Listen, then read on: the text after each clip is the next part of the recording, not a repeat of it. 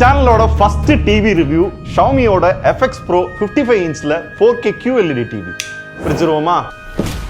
Power cord, papers, screw, அப்புறம் ரிமோட்டுக்கான battery, பிளாஸ்டிக்ல 2 ஸ்டாண்டு,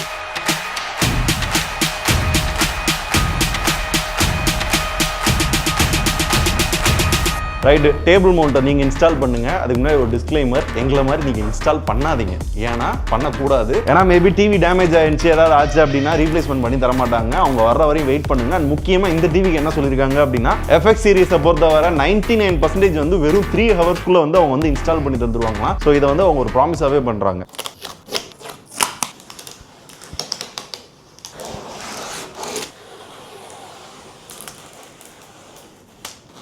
ஓகே, இப்போ இதுதான் சாட்டிஸ்ஃபைங்கான ஒரு மூமெண்ட்டு.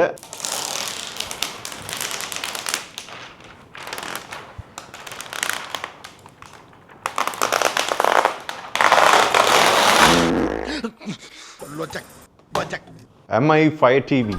ஓகே, இப்போ இந்த டிவியோட ஸ்பெக் என்ன, சைஸ் என்ன, ஃபீச்சர்ஸ் என்ன இருக்கு அதெல்லாம் பார்க்கறதுக்கு முன்னாடி இது நார்மல் டிவி கிடையாது, ஸ்பெஷல் டிவி அப்படின்ற மாதிரி Xiaomi வந்து சொல்லியிருந்தாங்க. ஏன்?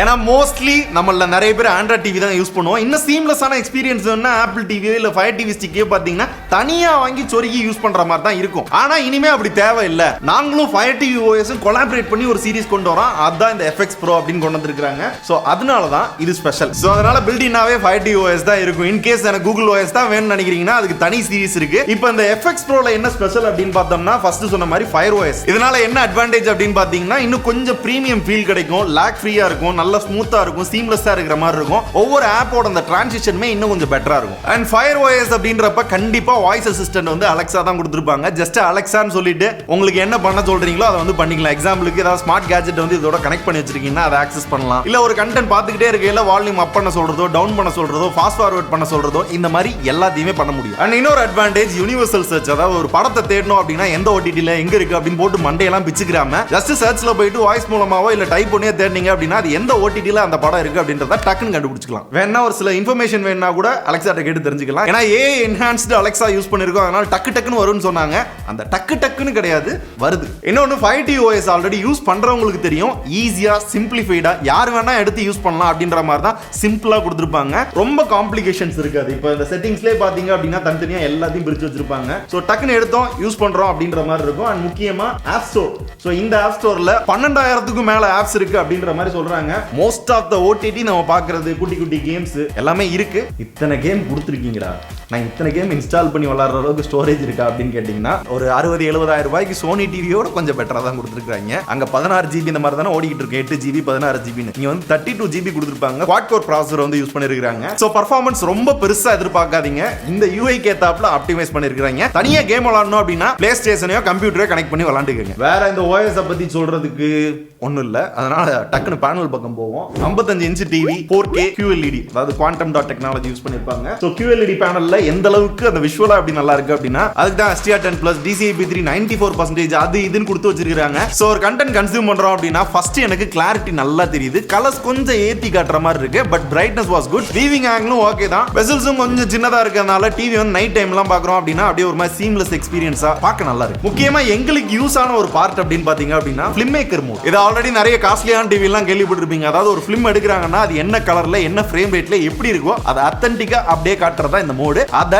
இங்க கொடுத்து வச்சிருக்காங்க. அது பார்க்கிறதுக்கும் நல்லாவும் இருக்கு. இதுக்கப்புறம் நீங்க கவனிக்க வேண்டிய ஒரு முக்கியமான விஷயம் என்ன அப்படின்னா, ஸ்டார்டிங்ல அன்பாக்ஸ் பண்றப்ப பாத்தீங்களான்னு தெரியல 120 Hz ரெஃப்ரெஷ் ரேட் சப்போர்ட் இருக்கு அப்படின்னு போட்டிருந்தாங்க. அது ஆக்சுவலா அப்படி கிடையாது, ஒர்க் ஆகாது. 60 Hz பேனல் தான். என்னடி சொல்ற? அப்புறம் ஏன்டா 120 Hz போட்டிருக்காங்க, நம்மள ஏமாத்துறாங்களானா? அப்படி கிடையாது. DLG டெக்னாலஜி யூஸ் பண்ணி பாத்தீங்க அப்படின்னா கேம் விளையாடுறப்ப மட்டும் அந்த கேம்ல 120 Hz சப்போர்ட் இருந்துச்சு அப்படின்னா அதை எக்ஸ்ட்ரா ஃப்ரேம் ஆட் பண்ணி கொடுத்து இன்னும் வந்து ஸ்மூத்தான ஒரு கேம் பிளே கிடைக்கிறதுக்கு கொடுத்துருக்காங்க. நாங்களும் யூஸ் பண்ணோம். அது ரொம்ப பில்டப் பண்ற அளவுக்கு இல்லைனாலும் ஓரளவு ஓகே. ஆனா எனக்கு என்னன்னா நார்மல் கண்டென்ட் பார்க்கையிலே அந்த ஃப்ரேம் வந்து ஆட் பண்ணி கொடுக்குற மாதிரி தான் தெரியுது. ஏன்னா இப்போ எக்ஸாம்பிளுக்கு இந்த வீடியோ எடுத்துக்கிட்டீங்க அப்படின்னா 24 ஃப்ரேம்ஸ்ல தான் நாங்கள் ஷூட் பண்ணுவோம். பட் என்னோட கை அசைவு இதெல்லாம் எடுத்து பார்த்தீங்க அப்படின்னா ஒரு லேகா ஒரு ஃபீல் இருக்கணும். பட் அப்படி இல்லாம எக்ஸ்ட்ரா ஃப்ரேம் ஆட் பண்ணி கொடுக்குற மாதிரி இருக்கு. இதுக்கு காரணம் என்ன அப்படின்னு பார்த்தீங்கன்னா MEMC ரியாலிட்டி ப்ரோ அப்படின்ற ஒரு சில சாஃப்ட்வேர் ஃபீச்சர்ஸ்லாம் வச்சு பார்த்தீங்கன்னா எக்ஸ்ட்ரா ஃப்ரேம் ஆட் பண்ணி இன்னும் ஸ்மூத்தா வந்து காமிக்கும். அதை எங்க இந்த 5T OSல ஆஃப் பண்றது மட்டும் தெரியல. சோ கலர்ஸ் டீடைல்ஸ் வந்து நல்லா இருக்கனால நார்மல் டிவியா படம் பார்க்கவும் யூஸ் பண்ணிக்கலாம். கேம் விளையாடுறதுக்கு கன்சோலை கனெக்ட் பண்ணி நல்ல ஸ்மூத்தான ஒரு கேமிங் எக்ஸ்பீரியன்ஸும் கிடைக்கும். இல்ல எங்களை மாதிரியான ஆட்களா இருக்கீங்க அப்படின்னா கம்ப்யூட்டரோட கனெக்ட் பண்ணி எடிட்டிங்க்கு ப்ரிவியூ பார்க்கறதுக்கு இதுக்கெல்லாம் கூட யூஸ் பண்ணலாம். பட் நான் உங்களுக்கு சொல்றது டிவியா மட்டும் யூஸ் பண்ணுங்க. அண்ட் ஸ்பீக்கர்ஸ் 34 வாட்ஸ்ல வந்து கொடுத்திருப்பாங்க. சோ 34 வாட்ஸ்ல டால்பி ஆடியோ சப்போர்ட் இருக்கு. டீப்பா இருக்கும், பேஸா இருக்கும், செமையா இருக்கும் அப்படின்ற அளவுக்கு இது பண்ணாலும் எங்களுக்கு நல்லா இருந்துச்சு. சில டிவில வந்து அந்த டயலாக் வந்து சரியா கேட்காது அப்படின்றதுக்காக அந்த வோக்கல்ஸ் வந்து நல்லா வந்து என்ஹான்ஸ் பண்ணி கொடுக்கிறதுக்கு அதுக்கு ஒரு தனி மோட் கொடுத்திருக்காங்க. அது நல்லா இருந்துச்சு. தவிர எல்லா டிவி மாதிரி ஆப்பிள் AirPlay இருக்கு, Miracast சப்போர்ட் இருக்கு, ப்ளூடூத் வந்து 5.0 சப்போர்ட் தான் கொடுத்திருக்காங்க. ப்ளூடூத்ல தான் இந்த ரிமோட்டும் கனெக்ட் ஆயிருக்கு. சோ இந்த ரிமோட் இவ்ளோ பெருசா இருக்கிறதுக்கு இன்னொரு காரணம் என்ன அப்படின்னு கேட்டீங்கன்னா இது வந்து ஒரு 2-in-1 ரிமோட் மாதிரி. அதாவது நார்மலா அந்த 5T OS நம்மளால கண்ட்ரோல் பண்ணிக்க முடியும்.